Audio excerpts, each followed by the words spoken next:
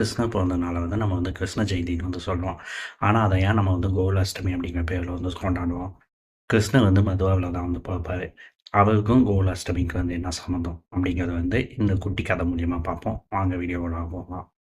இந்த கதை வந்து எப்போ நடக்குதுன்னு பார்த்தீங்கன்னா, துவாபர யுகம் அப்படிங்கிற யுகத்தில வந்து நடக்குது. அந்த யுகத்தில மதுராவுல வந்து ஒரு சர்டைன் பீரியட்ல வந்து கம்சன் அப்படிங்கிற ராஜா வந்து ஆட்சி செஞ்சுட்டு வராரு. இந்த கம்சன் அப்படிங்கிற ராஜாவுக்கு வந்து தங்கச்சி ஒருத்தங்க இருக்காங்க. அவங்க பேர் வந்து என்னான்னு பார்த்தீங்கன்னா தேவகி. இந்த தேவகிக்கும் வசுதேவர் அப்படிங்கிற ஆயர் தலைவருக்கும் நடுவுல வந்து மேரேஜ் வந்து நடக்குது. ஓகேவா?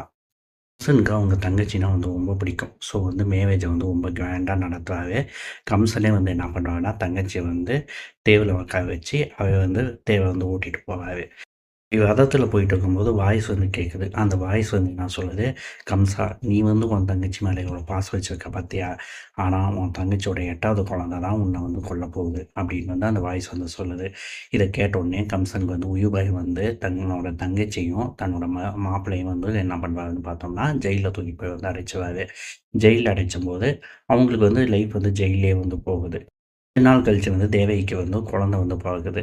கம்சன் வந்து என்ன நினைக்கிறார், சரி 8வது குழந்தை தானே வந்து நம்மள வந்து கொல்லப் போகுது. இது வந்து ஃபர்ஸ்ட்டு குழந்தை தானே விட்டுடலாம் அப்படின்னு சொல்லிட்டு வந்து நினைக்கிறாரு. டைம் வந்து நாரதர் வந்து கம்சனோட ராஜசபைக்கு வந்து வராரு. வந்த உடனே கம்சன் வந்து நாரதர வந்து கூப்பிட்டு வரவேற்று வந்து உபசரிக்கிறாரு. உபசரிச்ச உடனே வந்து நாரதர் கேட்கிறாரு, "கம்சா, இந்த தாமரைப்பூவ பார்த்தியா? இதில வந்து எது வந்து முதல் இதழ், எது வந்து கடைசி இதழ்னு வந்து உன்னால வந்து சொல்ல முடியுதா?" அப்படின்னு வந்து கம்சன் வந்து ட்விஸ்ட் பண்ணி விட்டு போயிடுவார் நாரதர். ஸோ வந்து கம்சன் வந்து என்ன பண்ணுவாரு, நேரா வந்து ஜெயிலுக்கு போவாரு. ஜெயிலுக்கு போயிட்டு தன்னோட தங்கச்சியோட குழந்தைய கதவு கூட வந்து பொருட்படுத்தாம அந்த குழந்தைய வந்து தூக்கி செவுத்துல அடிச்சு கொன்னுடுவாரு. ஸோ வந்து இப்படியே போகுது. 6 குழந்தைகள் வரைக்கும் வந்து பொறக்குது. 7வது குழந்தை வந்து அபார்ட் ஆயிடுது. அந்த குழந்தை தான் வந்து பலராமர் அப்படிங்கிற பேர்ல வந்து இந்த வசுதேவருக்கு வந்து இன்னொரு ஒய்ஃப் வந்து இருக்காங்க. அவங்களுக்கு வந்து பொறக்குது. ஓகேவா? ஸோ வந்து 8வது குழந்தை பொறக்கறதுக்கான டைம் வந்து வருது. தேவகிக்கும் வசுதேவருக்கும் வந்து தெரிஞ்சு போச்சு. இதுதான் வந்து அந்த மெயினான குழந்தை. இந்த குழந்தை தான் வந்து கம்சனும் கொல்ல போகுது அப்படின்னு வந்து தெரிஞ்சிருச்சு. ஸோ வந்து அன்னைக்கு நைட்டு ஃபுல்லா தூக்கம் இல்ல.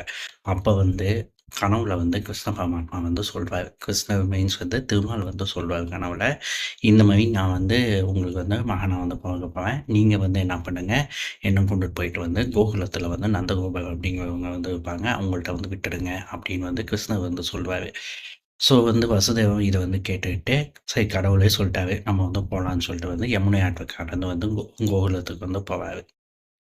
கோகுலத்துக்கு போனா, அந்த டைம்ல வந்து நந்தகோபாலுக்கு வந்து குழந்தை வந்து பொறந்திருக்கு.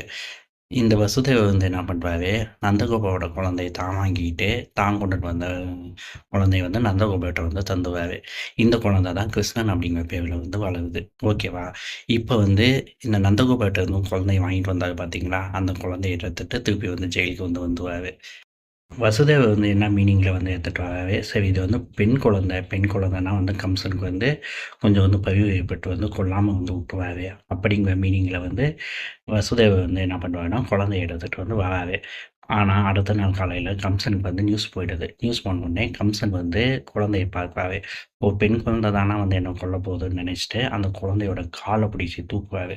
தூக்குன உடனே, அந்த குழந்தை வந்து அந்த பிடியிலருந்து நழுவி மேல போயிட்டு, வானத்துக்கும் பூமிக்கும் விஸ்வரூபம் எடுத்து, காளி தேவியா வந்து நிக்குது. அந்த காளி மாதாவ பார்த்த உடனே, கம்சனுக்கு வந்து அடி வயித்துல புளிய கரைச்சு வச்சு, தேவகி, வசுதேவர் வந்து விழுந்து விழுந்து வணங்குறாங்க. அந்த அம்மா வந்து சொல்றாங்க, "கம்சா, நீ வந்து என்ன கொல்லணும்னு நெனச்சம்போதே வந்து உன் தல வந்து சுக்கு நூறா வந்து வெடிச்சு சிதறியிருக்கும். ஆனா நான் ஏன் தெரியுமா உன்ன விட்டு வச்சேன்? நீ என்ன தூக்கும்போது என்னோட கால வந்து பிடிச்சுட்ட. அதனால வந்து நான் வந்து உன்ன கொல்லாம உயிரோட விடுவேன். பொழச்சுப்போ. உன்ன கொல்ல வேண்டியவன் ஏற்கனவே பூமியில பொறந்துட்டான். அவன் வந்து வேற ஒரு இடத்துல வந்து வாழ்ந்துட்டு இருக்கான். நீ வந்து அவன வந்து தேடி போ. நீ அவன வந்து தேடி போகும்போது, நீ எந்த அளவுக்கு அவன நெருங்குவியோ, அந்த அளவுக்கு உன்னோட மகனும் உன்ன வந்து நெருங்குவான்." அப்படின்னு சொல்லிட்டு அந்த அம்மா வந்து மறைஞ்சுட்டாங்க. மத்தபடி பார்த்தோம்னா, அந்த காளி தேவி தான் வந்து கோகுலத்தில வந்து நந்தகோபாலுக்கும், யசோதைக்கு வந்து மகளா வந்து பொறப்பாங்க. ஸோ வந்து அவங்க பிறந்த தினம் அப்படிங்கிறனால தான் வந்து இத வந்து கோகுலாஷ்டமி அப்படின்னு வந்து சொல்லுவாங்க. ஸோ வந்து காளி தேவி அவங்களுக்கு வந்து உரிய தினம் வந்து அஷ்டமி அப்படிங்கிறது வந்து இது மீட் பண்ணி தான் வந்து வருது அப்படிங்கிறத வந்து நெறைய பேர் வந்து சொல்லி வந்து நான் கேள்விப்பட்டுருக்கேன். உங்களுக்கு அந்த அம்மாவ பிடிக்கும்னா, கமெண்ட்ல வந்து சொல்லுங்க. இந்த வீடியோ வந்து உங்களுக்கு பிடிச்சிருந்தா லைக் பண்ணுங்க. இந்த வீடியோ வந்து உங்க ஃப்ரெண்ட்ஸுங்களுக்கு ஷேர் பண்ணுங்க. இந்த மாரி கன்டென்ட்டுக்கு மறக்காம என் சேனல சப்ஸ்கிரைப் பண்ணிக்கோங்க. Tata bye by.